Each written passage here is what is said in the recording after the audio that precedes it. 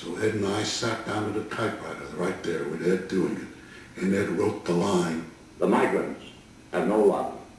Only an enlightened, aroused, and perhaps angered public opinion can do anything about the migrants. The people you have seen have the strength to harvest your fruit and vegetables. They do not have the strength to influence legislation. Maybe we do. Good night and good luck." To the data, immigrants come with specialization in engineering, electronics, computers, and computing. Top occupations include computer programmers, computer systems analysts, electronic and electronics personnel, mechanical engineers, civil engineers, secretaries, technical sales specialists, accountants, and entrepreneurs, respectively. And of course, that situation is reflected in their income status.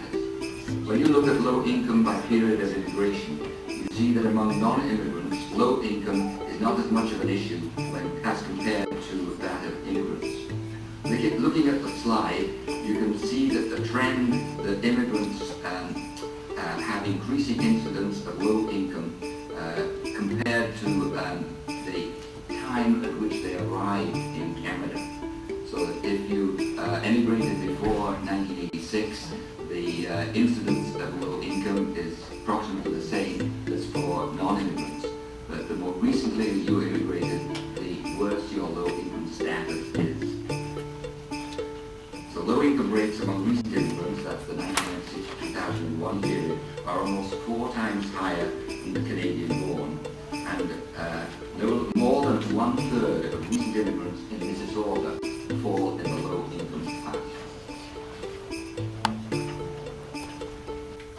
Nobody up there cares until there's an election. And down here, where this level is, where we actually see these people eyeball to eyeball every day and watch their suffering, and we're trying to help them, you're trying to help them, we don't have the money to do it because nobody cares.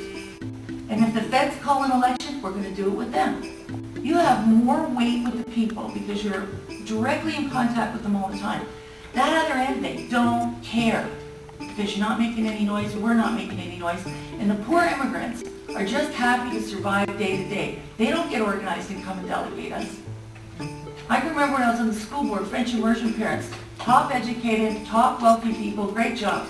They can hammer the school boards into doing unreasonable things. But not the immigrants.